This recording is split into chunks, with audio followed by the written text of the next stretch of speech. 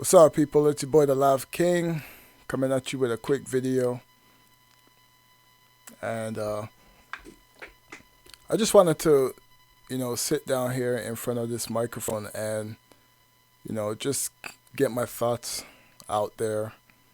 You know, um, Everybody heard the news yesterday that Kobe Bryant of the Los Angeles Lakers died in a helicopter accident along with his daughter and I think it was 8 or 9 others. And you know, yesterday was it was a weird day yesterday in general. I got up. I was supposed to go to work, and I got up. I got where I was supposed to go. I got to work.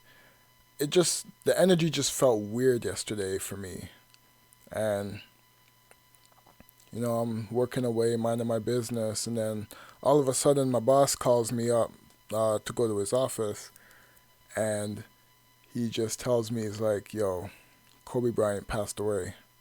And I'm like, "What?" I'm like, "Who?" And he's like, "Kobe of the Lakers." Yo, I couldn't believe it, man. I was going on my phone. I was going through uh, all of these. I was going on social media. I was seeing. Uh, I was getting text messages, and you know, TMZ reported that Kobe's helicopter uh, crashed in Calabasas. And like I said, yesterday was a weird day because sometimes you don't understand why certain things go on in your life or whatever, and then you just sometimes you just your subconscious knows something is gonna happen. Uh, my family is very spiritual, so I don't know if that had to do anything with it. But yesterday, it just felt weird. And then I got the news that Kobe passed away, and being a basketball fan first, um, you just see the impact. Kobe wasn't just a basketball player. He was an icon, a legend, and just the way he carried himself every night on the basketball court, you had no choice but to be inspired. I know a lot of us nowadays, we get into these debates about who the GOAT is, and you know nobody's better than Michael. Man, LeBron sucks, and LeBron this, LeBron that, D Wade this. It's like, we have our competitiveness, we have our favorites, but at the end of the day, we all respect these basketball players. Because if you're talking like that and you don't respect these players, then you really have no business watching basketball. You have no business watching no sports whatsoever. And I'm not talking about the type of person that they are off the court, because in a sense, it doesn't matter who they are off the court, right? A lot of these players that make it to these big leagues, it's a privilege for them. Do all of them take advantage of this situation? No. But Kobe Bryant, there's no way you can look at this guy and just hate him, as a basketball player. This guy he made sacrifices in his personal life just to be great. When he was young, he said he's going to be better than Michael Jordan.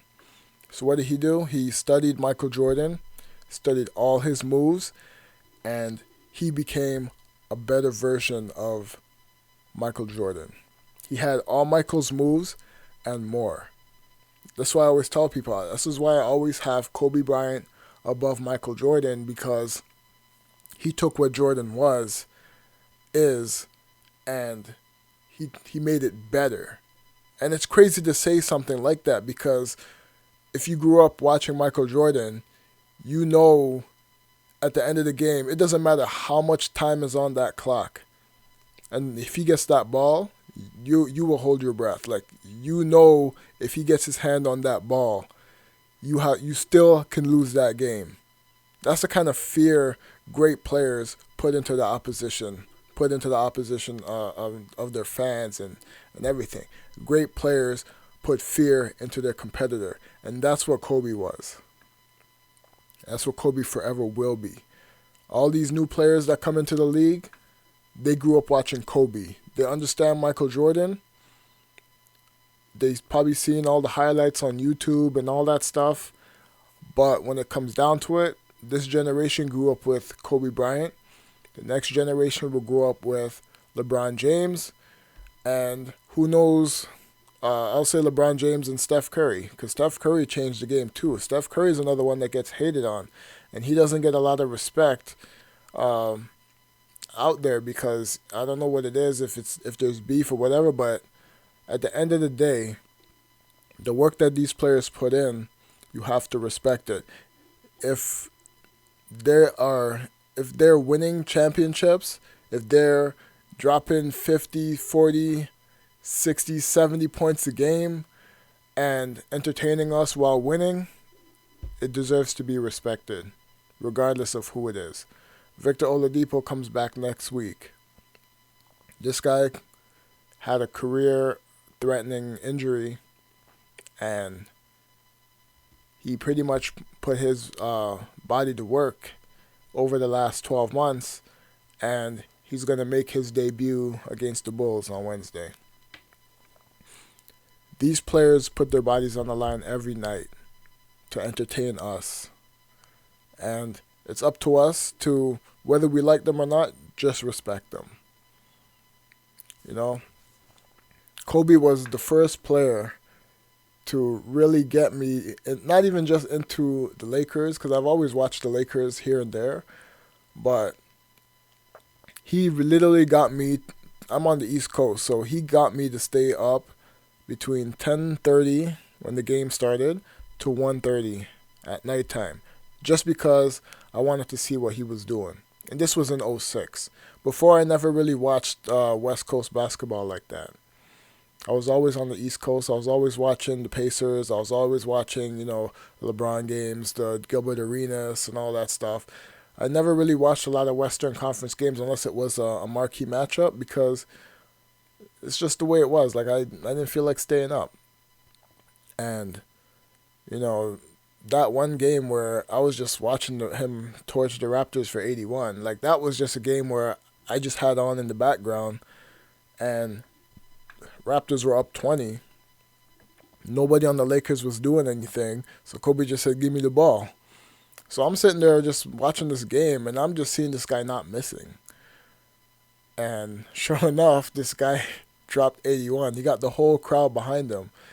And the thing is, like, a lot of people talk about how Lakers are bandwagon fans. Those fans actually stayed there and watched that. Because, when you have a guy like Kobe on your team, you don't know what's going to happen. And every night he had you glued to the TV, right? No matter what he did out there, you always had to pay attention. Like the footwork, the work ethic, the jump shots, the way he elevated, the way he used his legs to get his jump shot. He made sure that he was at a certain height where you couldn't block that jump shot, because he was what, 6'6", 6'7", so I guarantee you he thought about how high he needed to. He found out what the average length of arms his opponents were, and he made sure that they couldn't block his shot. It's a technical aspect of the game that a lot of people don't talk about, and that's why you always need your legs when you shoot jump shots. Right? Anybody gets an injury like that, you're not the same. But with Kobe, when he tore his Achilles, he literally had to get back those legs, because he knew that once he came back and his legs weren't how they were supposed to be, he knows that he couldn't get his shot up like that. He would probably have to use his body more, put a bit more size on there, but the power in his legs was really the strength of his jump shot. So it's just those little things that, of great players that you watch and you observe, and you see that, it's more than just X's and O's. And I was watching the interview with Matt Barnes and Steven Jackson on All the Smoke, and he was just giving out gems. Every time Kobe talks or time he spoke something, like you were learning something from him. And he was very wise for his age. He was 41 years old, and he was talking like that like long time ago. As far as back as I can remember, he was talking like that. He always talked about the greats. He always talked about what he learned from the greats. And it's good to see that, there's players out there that, they're trying to adopt that same mentality, because without who came before us, we wouldn't exist. Right? Without no Michael Jordan, there would be no Kobe. Without Dr. J and all those guys, there would be no Michael Jordan. Right? So, I just think we gotta, as basketball fans, we continue to talk our shit, but at the end of the day, it's all about respect, man. Because you don't know when you're gonna go, right?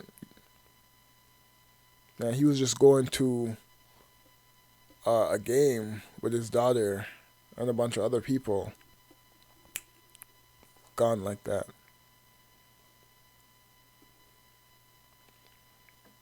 So you gotta cherish every moment that you breathe on this planet.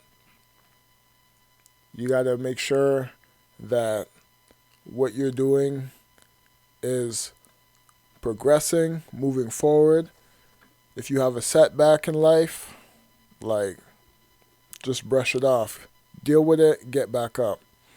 Because at the end of the day, life is all about progression. It's not about staying stagnant. It's all about finding out what you love to do and maximizing your abilities while doing it. And that's what Kobe taught. Well, Kobe didn't teach me that, but he made sure that's what that was his thought process. Be legendary. LeBron's witness greatness. I don't know. I'm just kind of ranting now, but yeah, man. We lost a great yesterday. Regardless of how you felt about him, doesn't matter. When you're big as Michael Jordan, when you're as big as any other powerhouse athlete in the world, you will feel something. If not, you must not be human. Because I got off work yesterday. I got off at my stop, off to go. And I'm like, you know what? I'm just going to walk home. I walked home. Took me, from the spot, it usually takes me 40 minutes. So I just had Kobe highlights in my head all day for that whole walk. And I had Nipsey in my headphones. And while I'm walking, it was snowing like crazy. It wasn't heavy snow, it was snowing. And just tears were just going down. You can't hold it in. If someone has an impact on your life, it doesn't matter. Your tears will flow. I think when was it? 2004. My grandmother passed away, and we had to fly to St. Vincent for the funeral. St. Vincent is a Caribbean island right beside Barbados, and I went to the funeral. It was me, my mom, my cousin, and my aunt. There was a few of us that we came from Canada to St. Vincent, and I was holding strong. I wasn't doing anything. I was interacting with my family down there, and as soon as I see my grandma go in the ground, nothing I could do about the tears, man. It was just like a waterfall. Bam.